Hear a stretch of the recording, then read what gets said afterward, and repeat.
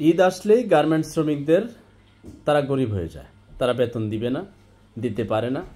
আপনি খেয়াল করে দেখবেন কতগুলো গার্মেন্টসের শ্রমিকেরা তারা বেতনের দাবিতে, বোনাসের দাবিতে লড়াই করছে, আন্দোলন করছে। তো মালিকদের সমস্যাটা কি? কিরে ভাই, তোমরা তো 11 মাস ব্যবসা করো, তাই না? আর কোনো গার্মেন্টস মালিক কি গরিব?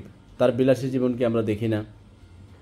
তার সম্পদের মানে অঢেল সম্পদের মালিক, কোটি কোটি টাকার মালিক, একটার পর একটা গার্মেন্টস করে, শিল্প ইন্ডাস্ট্রি করে, দেশে বিদেশে সম্পদ করে, দেশে বিদেশে তাদের বিলাসিতা দেখা যায়। তারই কোম্পানির শ্রমিক, যে শ্রমিকের দ্বারা তার উৎপাদিত পণ্য বিক্রি করে শত কোটি টাকার মালিক হয়েছে, 50 কোটি 20 কোটি টাকার মালিক হয়েছে, অঢেল সম্পদের মালিক হয়েছে, সেই শ্রমিকের ঘাম শুকিয়ে যায়, তাদের ন্যায্য মজুরিটা দেয় না তার হাতে বুঝিয়ে, বোনাসও তো দেয় না। প্রত্যেক ঈদে আপনি দেখবেন কিছু গার্মেন্টসের সামনে আন্দোলন হইতেছে। কিরে ভাই, এটা কেন হবে? মানে নিজেও তো আমরা পোশাক পরি, এই পোশাক যে তৈরি করলো সে বেতন পায় না, সে বোনাস পায় না। কতটা নির্মম! এবং এই গার্মেন্টস মালিকদের কোনো লজ্জা বলতে নাই। এরা বলবে আমার তো সমস্যা, আমার ব্যাংকে লোন আছে, সরকার কেন আমাকে লোন দেয় না? তো তুমি কামাইলা রাখি, তুমি গার্মেন্টসের শ্রমিকদেরকে মজুরি কি ঠিক মতো দাও? কত কামাও, কত দাও? অনেক কম দাও। আর আমেরিকা সহ পৃথিবীর বিভিন্ন দেশ, কত উন্নত দেশ, এরা সব বানাইতে পারে, কাপড় বানাইতে পারে না। আপনার কি মনে হয় তা? ওরা কাপড় বানাইতে পারে। ওরা এই দেশে কেন আসে? ওরা এই দেশে আসে সস্তা মজুরি। আমাদের দেশের মজুরি এতটাই কম, এতটাই সস্তা, ওরা ওইখান থেকে এসে এখানে অর্ডার দেয়।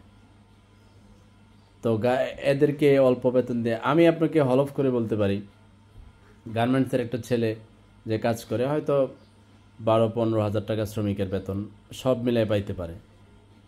সে এটার থেকে বের হইয়া ওইটুকু সময় অন্য যে কোনো কাজে দিলে তার চেয়ে বেশি বেতন পাবে, তার চেয়ে বেশি পয়সা কামাতে পারবে। আপনি খেয়াল করে দেখবেন, অটো যারা চালায়, ও মাস শেষে 25,000 টাকা কামাইতে পারে অনায়াসে, দেদারসে, এত খাটা লাগে না। তো এই গার্মেন্টস শ্রমিকরা যখন আস্তে আস্তে বুঝবে এবং তারা ঘুরে যাবে, এই পেশা থেকে সরে আসবে, পরে মালিক খাইবে কি? পরে ওই অভিযোগ দেওয়ার সময় থাকবে যে আমার তো সমস্যা। হ্যাঁ, তো শ্রমিকেরা আস্তে আস্তে সরে আসবে, আসতেছেও বটে।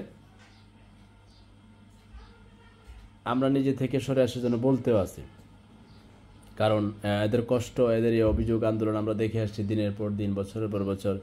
ঈদ আসলেই কয় নাই, কি নাই, কয়েদের তো আপনার এই বেতন দেওয়া যাবে না, আমরা তো আমাদের সমস্যা, আমাদের ব্যাংক লোন।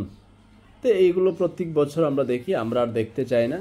মালিকেরা, আমরা আশা করি মানুষ হবে, তাদের ব্যবসা বাণিজ্য সম্প্রসারিত হবে। মানুষ না হলে শ্রমিকটা সরে আসবে, মালিক পরে দেওয়া যাক কী করে।